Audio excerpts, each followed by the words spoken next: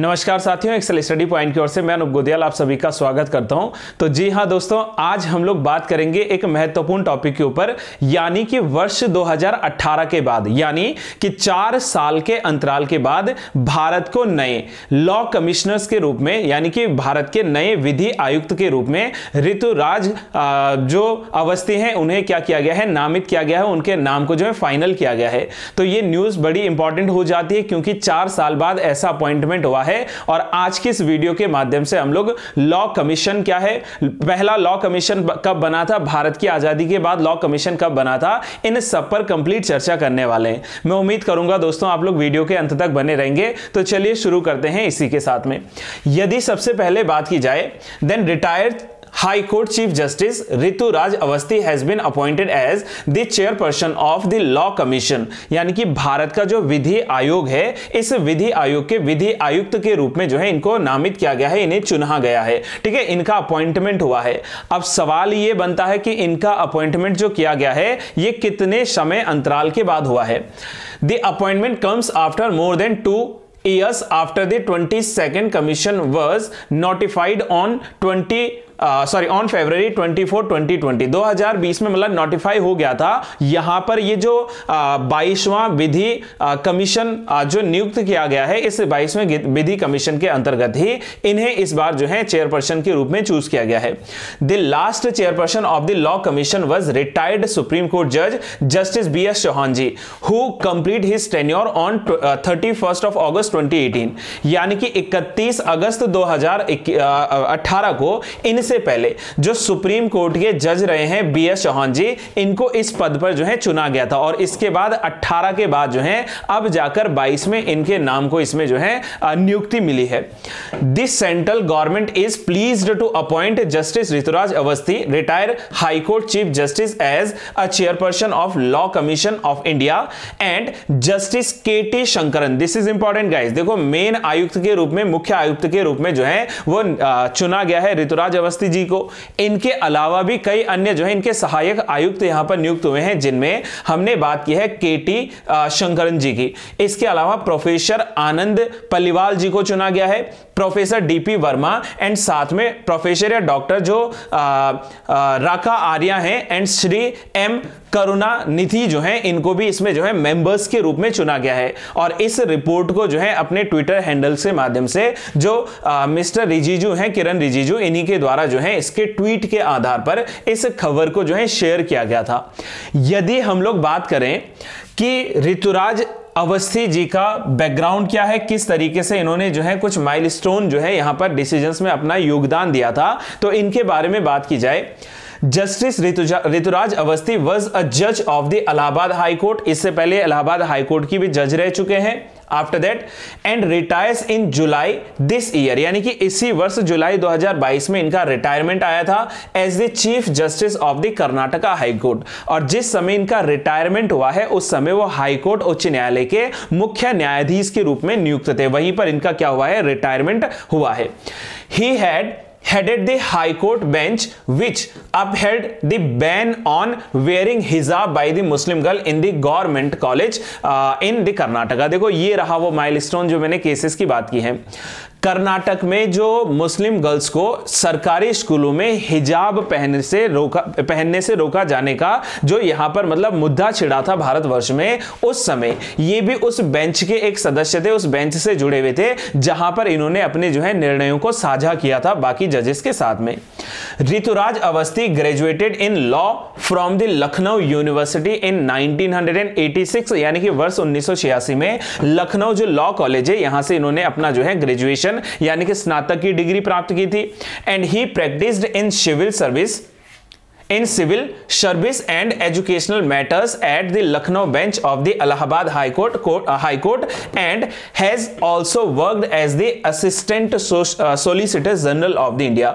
इन्होंने solicitor general के रूप में भी कार्यभार जो है संभाला है। दिस इज इंपॉर्टेंट, जैसे कैग होता है ना, controller and auditor general of India, after that यहां पर आता है सॉलिसिटर जनरल ऑफ इंडिया। तो सॉलिसिटर के रूप में भी काम किया है। सिविल मैटर्स हो, चाहे वो सर्विसेज हो, चाहे वो एजुकेशनल मैटर्स हो, इन सब में जो है में इन्होंने काफी अच्छा कार्य किया है, वर्क किया है। अब यदि मैं बात करूं कि लॉ कमीशन क्या है और इस लॉ कमीशन की शुरुआत कब हुई थी, तो यहां पर प्रमुख हो जाता है friends, this is the most important actually, कि law commission of India is neither a constitutional body nor a statutory body, which means कि हमारे पास में जो विधि आयोग है ना तो वो हमारे पास में क्या है, कॉन्स्टिट्यूशनल बॉडी, यानी कि ना ही वो संवैधानिक निकाय है। अब सवाल आता है कि संवैधानिक निकाय यानी कि कॉन्स्टिट्यूशनल बॉडी किसे कहते हैं, और ना ही वो जो है हमारे पास में कोई स्टैट्यूटरी यानी कि एक संविधिक निकाय है, ना ही संवैधानिक है ना ही संविधिक है। संवैधानिक निकाय का मतलब कि एक ऐसी बॉडी, एक ऐसा निकाय जो भारत के संविधान के किसी ना किसी अनुच्छेद में जो है मेंशन्ड है। जैसे फॉर एग्जांपल अगर मैं भारत के इलेक्शन कमीशन की बात करूं तो इलेक्शन कमीशन भारत के संविधान के अनुच्छेद 324 में लिखा गया है, तो इसलिए जो है इलेक्शन कमीशन क्या है, वो एक संवैधानिक निकाय है। एक और एग्जांपल समझते हैं, देखो जैसे अगर मैं बात करूं भारत के वित्त आयोग की, the finance commission of India under article 280 of Indian constitution, Bharat के संविधान के अनुच्छेद 280 में है, तो वो भी क्या है हमारे पास में, संवैधानिक निकाय है। समझ रहे हैं इस बात को। और दूसरा आता है कि ना ही ये क्या है, एक स्टैट्यूटरी बॉडी है। स्टैट्यूटरी बॉडी का मतलब होता है संविधिक निकाय, अथवा जिसे किसी नियम के अंतर्गत या किसी अधिनियम के अंतर्गत बनाया हो, जिसे किसी एक्ट के अंतर्गत बनाया हो। फॉर एग्जांपल जैसे हम लोग बात करें तो आप लोगों ने नेशनल ग्रीन ट्रिब्यूनल का नाम सुना होगा, एनजीटी का। तो नेशनल ग्रीन ट्रिब्यूनल किससे बना था, national green tribunal act of 2010 यानी कि 2010 के इस अधिनियम के अंतर्गत बना था। तो वो हमारे पास में हो जाती है स्टैट्यूटरी बॉडी, यानी कि वो क्या है, वो संविधिक निकाय के रूप में जो है कार्य कर रहा है। जैसे हमने एनटीसीए पढ़ा था लास्ट वीडियो के माध्यम से, national tiger conservation authority, it is also a statutory body. क्यों, क्योंकि 1972 का जो वाइल्ड लाइफ प्रोटेक्शन एक्ट था, जब उसमें अमेंडमेंट आया था तो उसी के अंतर्गत इसको भी जो है नोटिफाई कर दिया गया था। तो this is the main difference in between a constitutional body and a statutory body. I really wish guys कि you are getting my points, ठीक है। तो ये क्लियर होना चाहिए। It is an executive body. अगर ये स्टैट्यूटरी नहीं है, कॉन्स्टिट्यूशनल नहीं है, तो क्या है, तो हमने कहा कि ये एक कार्यकारी निकाय है। It is a executive body established by an order of the government of India. और यहीं पर थोड़ा क्रिटिसिज्म भी होता है इस विधि आयोग का। हमारे जो है कई ऐसे व्यक्तित्व हैं, कई ऐसे लोग हैं जो ये डिमांड कर रहे हैं कि भाई इसे जो है एग्जीक्यूटिव बॉडी की बजाय इसको लेजिस्लेटिव फंक्शंस के अंतर्गत बनाया जाना चाहिए, न बल्कि इसे गवर्नमेंट के ऑर्डर्स के द्वारा बनाया जाना चाहिए, क्योंकि उसमें रेड टेपिज्म या भाई भतीजावाद के थोड़ा चांसेस रहते हैं। ऐसा मतलब क्रिटिसाइज करने वाले लोग मानते हैं। Its major function is to work for the legal reforms. इसका मेन काम क्या है कि जितने भी वैधानिक सुधार हैं लीगल फॉर्म से, उसके जो है प्रति कार्य करना है। And the commission is established for a fixed tenure and work as an advisory body the Ministry of Law and Justice। जो हमारे पास में विधि एवं न्याय मंत्रालय, उसके एडवाइजरी बॉडी का मतलब होता है कि सलाहकारी जो है निकाय के रूप में काम करते हैं एक निश्चित अवधि के लिए, और इसका निश्चित अवधि होता है 3 साल का, फॉर द 3 years, ठीक है, 3 years। It's membership primarily comprises legal expert. इसमें जो सदस्यता धारण करने वाले लोग हैं, हम लोग मान सकते हैं कि वो क्या है, वो लीगल एक्सपर्ट हैं, यानी कि उनको जो है ख्याति प्राप्त है, उनको एक्सपीरियंस प्राप्त है वैधानिक कार्यों के प्रति, ये जो लीगल वर्क्स है उनके प्रति। अब सवाल आता है कि भारत का पहला लॉ कमीशन कब बना था, इसका इतिहास क्या है, तो हम इसको 2 चरणों में पढ़ेंगे। एक बिफोर इंडिपेंडेंस यानी कि 1947 से पहले लॉ कमीशन कैसा था, एंड आफ्टर इंडिपेंडेंस यानी कि 1947 के बाद में क्या कोई लॉ कमीशन बना था। तो इस पर यदि हम लोग चर्चा करें, then the first law commission of India was established during the colonial rule. Colonial rule का मतलब है ब्रिटिश रूल, जिस समय ब्रिटिशर्स जो है रूल कर रहे थे इंडिया में, by the east India company under the charter act of 1833। This is the most important.